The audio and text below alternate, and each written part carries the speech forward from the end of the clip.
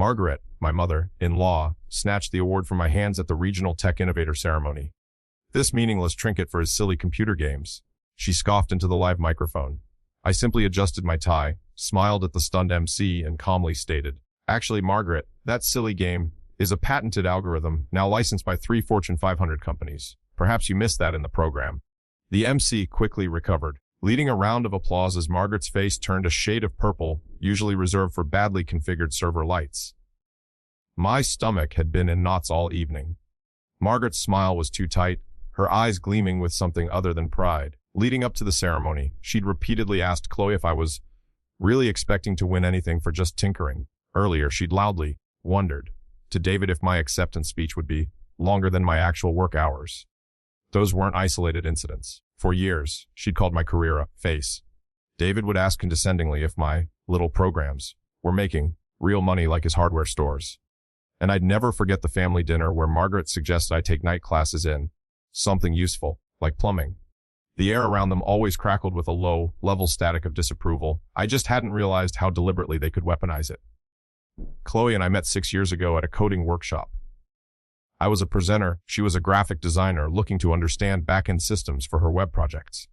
We clicked instantly. Her latter was infectious, her curiosity genuine. She saw the creativity in lines of code, the elegance in a well-designed Vav architecture. We dated for 2 years filled with late-night project collaborations, exploring hiking trails, and dreaming up a future. I proposed during a meteor shower on a camping trip, a ring box hidden in my backpack. Her yes was a quiet whisper under a sky full of shooting stars, the most beautiful affirmative signal I'd ever received. Early marriage was bliss, renovating our small bungalow, supporting each other's career ambitions.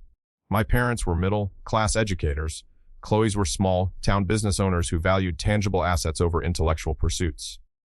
David built his hardware empire from one store. Margaret prided herself on old family money, though its origins were modest.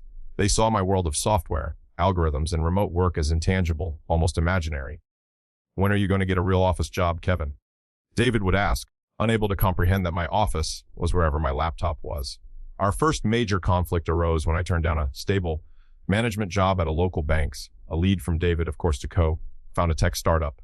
They saw it as irresponsible. Chloe saw it as brave, though even she had moments of doubt fueled by her parents.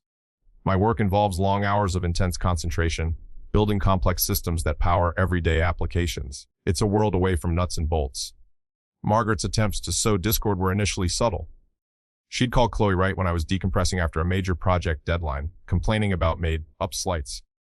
Once, she accidentally forgot to invite me to a family Sunday dinner, telling Chloe I was probably too busy with my important computers. Then there was the time David cornered Chloe, suggesting my fluctuating startup income meant I couldn't provide for her, subtly pushing her towards her more successful childhood friend. Their disapproval of my career was a constant hum. They couldn't grasp a job that wasn't 9 to 5, that involved risk, that couldn't be easily explained at their country club. The Tech Innovator Award ceremony and Margaret's stunt wasn't just an outburst, it was a declaration of war. That public humiliation was the point the background debugging of their hostility shifted to an active threat assessment.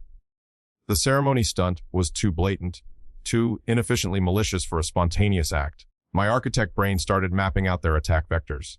First, the microphone Margaret used, was it meant for audience Q&A, or did she deliberately grab the MCs? I subtly asked a friend on the event's AV team. Turns out, she'd specifically requested to be near live mic in case dear Kevin gets emotional and needs family support. That was premeditation, flag 1. Next, I analyzed her silly computer games comment. It mirrored phrasing she'd used weeks before, almost like a rehearsed line. A small challenge arose. David claimed Margaret was just old-fashioned and flustered. Plausible, but didn't fit the data. I needed more. I started by reviewing social media. Chloe had posted about the nomination weeks prior. I cross-referenced that with any digital breadcrumbs from her parents.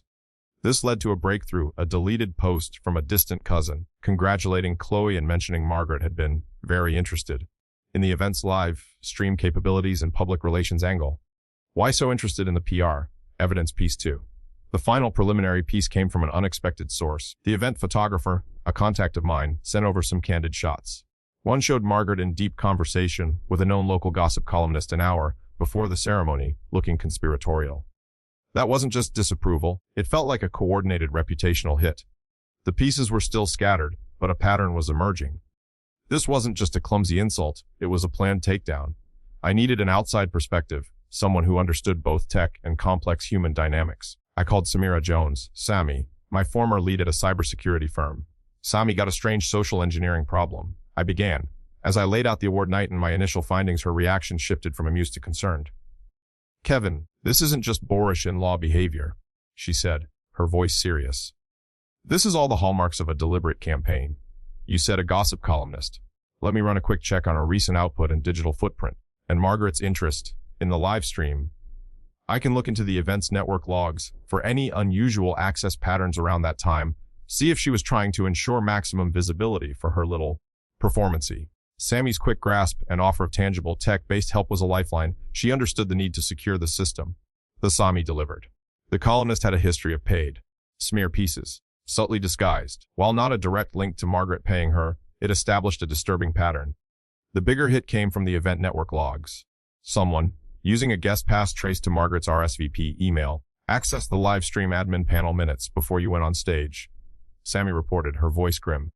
They didn't change anything, just checked viewer counts and active shares, like they wanted to ensure maximum audience for the train wreck.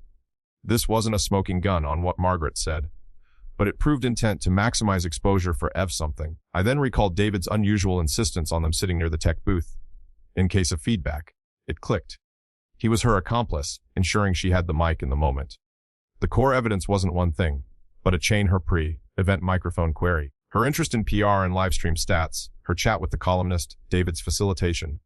The word snatch was the payload delivery, anger ward with a deep sadness for Chloe, but beneath it, my resolve hardened like setting concrete. They weren't just difficult, they were malicious. The raw anger began to cool, replaced by a colder, more analytical fury. This wasn't just about my feelings, it was about protecting my marriage, my reputation, and Chloe from their toxic influence. My first instinct was to confront them, lay out the evidence. But that felt like playing their game, emotional, chaotic. A public expose? Tempting, but it would devastate Chloe. My developer brain started to refactor the problem, how to neutralize the threat with minimal collateral damage to my wife. The strategy forming was multi-phased: gather irrefutable proof, carefully reveal to Chloe, then a controlled confrontation, setting unbreakable boundaries. The goal wasn't revenge, but permanent change, a system overhaul. I meticulously documented everything. Screenshots, timelines, Sammy's technical notes, even my own recollections written as sworn statements. I created a secure digital folder with encrypted backups.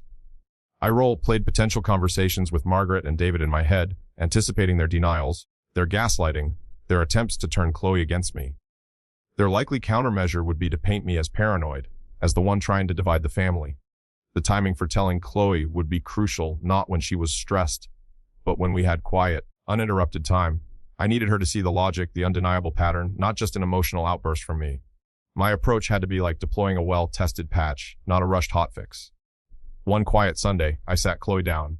Honey, there's something serious we need to talk about regarding your parents, specifically what happened at the awards. I started gently, not with accusations, but with my hurt and confusion. Then, piece by piece, I laid out Margaret's pre-event actions, the microphone, her chat with the columnist, the live stream access. I saw the progression on Chloe's face: initial disbelief. Mom wouldn't. Then hurt. Why would she? Then a flicker of horrified recognition as I showed her Sammy's logs.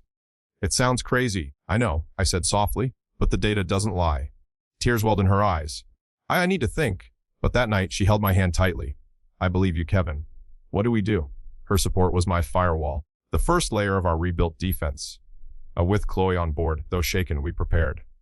The evidence chain needed to be airtight. It wasn't just about Margaret's award night stunt. It was about a pattern. Historical context. I listed past instances of belittlement, the plumbing. Comment, David's job offers. Chloe added her own painful memories of them subtly undermining her confidence in previous, non-Kevin approved boyfriends. The ward attack. Premeditation. Margaret's repeated tinkering jibes. Her specific request for a lev mic for support. A source AV tech confirmed by Chloe recalling Margaret mentioning it. Her unusual deep dive into live stream capabilities with the distant cousin. Source, screenshot of deleted social media. The clandestine meeting with the gossip columnist. A source, photographer's candid shot, columnist background check. The award attack. Execution and intent, the act itself. The admin panel access to check live stream stats just before my speech. The source, Sammy's network log analysis. This was crucial, proving intent for maximum visibility. David's complicity, his insistence they sit near the tech booth, effectively facilitating Margaret's access. Chloe recalled him, scouting the layout. Our presentation strategy, a quiet family meeting, just us, Margaret, and David. No yelling. I'd create a simple slideshow timeline on one side, evidence snippets on the other. Sammy agreed to be on call for a video link if technical explanations were needed. A remote expert witness. The goal wasn't to shout them down, but to dismantle their narrative, piece by logical piece. This architecture of truth had to be undeniable, a well-documented system design. As Chloe and I talked more, a darker, larger picture emerged. You know, Chloe said, a pained look in her eyes. They did something similar with Mark, my college boyfriend. He was studying art history. Mom kept saying he had no prospects, and Dad offered him a summer job hauling lumber at the store to teach him real work. Mark felt so belittled. It wasn't just about me, it was about control, about shaping Chloe's life to fit their narrow definition of success and acceptable partners. Their family image was paramount, and anyone who didn't fit their pre-approved script was a threat to be neutralized. It was a pattern of behavior, a legacy code of manipulation they'd been running for years, desperately in need of deprecation. Chloe called her parents, her voice steady. Mom, Dad, we need to talk. All of us. About the awards and other things. Please come over for dinner on Saturday. It's important. The air in our house for the next few days was thick with anticipation. We were a united front, calm but resolute. We imagined Margaret and David would arrive either overly breezy, feigning ignorance, or with a carefully prepared defensive script. The quiet before launching a critical system update, that's what it felt like. We braced for the inevitable error messages and system resistance. As expected, when we outlined our concerns, Margaret scoffed. Oh, for heaven's sake! You're making a mountain out of a molehill, Kevin. I was just flustered. You're far too sensitive. David nodded, trying to divide the family son. This is nonsense. Their initial defense was denial. Flustered, Margaret. I began, clicking to the first slide, event inquiries. Is that why you specifically asked the AV team about a live mic days before the event? Her smile faltered. Slide after slide, the evidence unrolled, the columnist photo, Sammy's network logs pinpointing her access to the stream data. David started to bluster about privacy violations. But Chloe cut him off, her voice surprisingly strong. Dad, this shows Mom checking how many people were watching right before she insulted Kevin publicly. How is that just being flustered? Margaret's face went from indignant red to a pale, clammy white. Their denials grew weaker, then stopped altogether, their script broken. Though Chloe knew, seeing it laid out so starkly, aimed directly at her parents, brought fresh tears. I can't believe you'd planned something so cruel, she whispered, looking at Margaret, then David. To try and humiliate him in front of everyone, to make me doubt him. The room was silent save for Chloe's quiet sobs. Her pain was palpable, a mirror reflecting their deceit.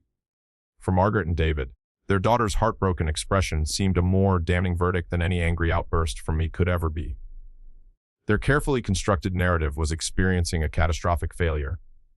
Margaret finally broke, a harsh sob escaping her. David just stared at the screen, then at me, then at Chloe, his usual bluster gone, replaced by a stunned, almost vacant look. The meticulously constructed image of benevolent, if slightly old-fashioned, parents had shattered. In its place was the ugly reality of their manipulation. Why? Chloe asked, her voice trembling but gaining strength. Why would you try to hurt him, to hurt Yes? There was no answer, just Margaret's continued, now undignified, crying and David's stony silence. The power dynamic in the room had fundamentally shifted. Chloe moved closer to me, taking my hand. Our silent alliance was now an unbreakable wall. Their authority, built on years of subtle control, crumbled to dust. This wasn't just about an award, or my career. I stated calmly, looking at them both. This was a calculated campaign to discredit me, to control Chloe, driven by your own insecurities and your need to dictate her life. You've damaged years of trust, not just with me, but with your own daughter. Chloe nodded, her eyes still filled with pain but also a new steel. You used my love for you against me. She added, her voice quiet but firm. Things have to change. Chloe stated then, her voice surprisingly firm after the tears. No more interference. No more undermining. We will decide how and when we see you. This isn't negotiable. An apology was stammered by Margaret, something about not thinking, but it felt hollow. The real sanction was their loss of control, the new access controls Chloe and I were implementing. In the weeks that followed, Chloe and I had many long talks. We decided on clear boundaries. Sunday dinners were out, for now. Visits would be on our terms, at our house, and shorter. No more unsolicited advice about careers, finances, or our life choices. If they started, the visit ended. The first test came when Margaret called Chloe, weeping about how lonely she was. Chloe was sympathetic but firm. Mom, I love you, but our boundaries are important for us to heal. We'll see you next Saturday for 2 hours, like we planned. Another time, David tried to corner me with a business proposition, clearly designed to regain influence. I politely declined. David, my career path is set, and Chloe and I make those decisions together now. Each test, met with a united front, reinforced the new us firewall. It wasn't easy, especially for Chloe, but we held strong, protecting our new system's integrity. That shared battle, a crucible we hadn't asked for, forged our marriage into something even stronger. The trust between Chloe and me became absolute. We'd navigated a minefield and come out the other side, hand in hand. Our home felt lighter, our conversations easier, free from the shadow of her parents' disapproval. We rediscovered simple joys, weekend trips without strategic check-in, calls, quiet evenings focused on our own projects and dreams. Chloe's graphic design work flourished with a newfound confidence, and my startup landed a major new client. Life became truly ours, a scalable system of mutual support and love, built on our own terms, robust and resilient. Months later, for Chloe's birthday, Margaret and David sent a simple card. Inside, a brief, handwritten note. We hope you have a wonderful day. We respect the space you've asked for. No guilt trips, no passive aggression. It wasn't a full apology, but it was an acknowledgement of the new order, a kind of truce. The victory wasn't in their defeat, but in our freedom, in the quiet strength Chloe and I had found together, and the successful deployment of our new family operating model. A sense of quiet settled in me. The anger was gone, replaced by a calm, firm understanding of what truly mattered. Chloe, our life, our integrity. I knew who I was, and no external validation was needed. My internal system was stable. Margaret and David remained part of our lives, albeit at a distance, their attempts at control neutered by the new protocols. True strength, I realized, wasn't about outmaneuvering them or winning battles, but in building a life so solid and joyful, a well-architected existence, that their games simply couldn't find a vulnerability to exploit. It was about defining and living our own success,